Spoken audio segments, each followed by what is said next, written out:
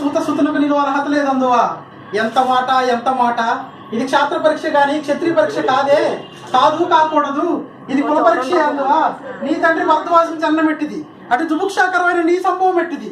మట్టి గుండలో పుట్టిదివి కదా, నీది ఏ కులము ఎంత ఎలా.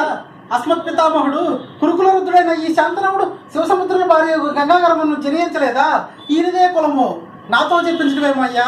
మా వంశములకు మూల పురుషుడైన వశిష్ఠుడు దేవవేశ్యకు ఓరసీపుత్రుడు కాడా.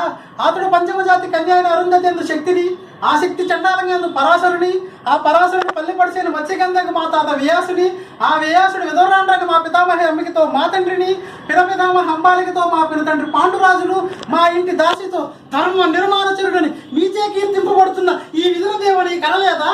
సందర్భోసులు బట్టి క్షేత్రబీజ ప్రాధాన్యములతో శంకరమైన మా కురువంశము ఏనాడో కులహీనమైనది కాగా నేడు కులము అను వీర్ధవాదములెందులకు. నాయన సియోదన, ఏరులా పారిన బ్రహ్మ ఋషుల జననములు మనము విచారించదగినవి కాదు. నీవన్నట్టుకు ముమ్మాటికి ఇది క్షాత్ర పరీక్షయే. క్షాత్రం కలవాలెల్లరూ క్షత్రియులే, అందులో రాజ్యం కలవాలే రాజులు. అట్టి రాజులు మాత్రమే ఈ కురువంశ పరిషత్తుకు అర్హులు. ఓహో, రాజతనమా అర్హతను నిర్ణయించినది అటులైన మా రాజ్యంలో సస్యశ్యామలమై సంపదకు రామమ్మ వెలుగొంది అంగరాజ్యం ఇప్పుడే ఇతని మూర్ధాభిషిక్తుడిని గావించదును.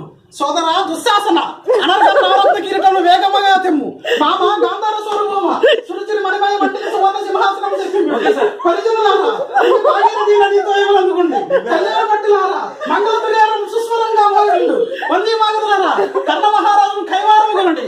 పుణ్యాంగల్లారా ఈ రాజాతులకు పాలభాగంలో కస్తూరి తిలకము తీర్చిదిద్ది బహుజన సుకృత ప్రతిపాద సౌలభ్య సహజ కవచకజ వైదూర్యములతో వాంఛలు చెరలేక వీరగంధములు విదలార్పుడి నేడి సకల జన సమధ్యమున పండిత పరిజన సమధ్యమున సర్వదా సతదా సకల సహస్రద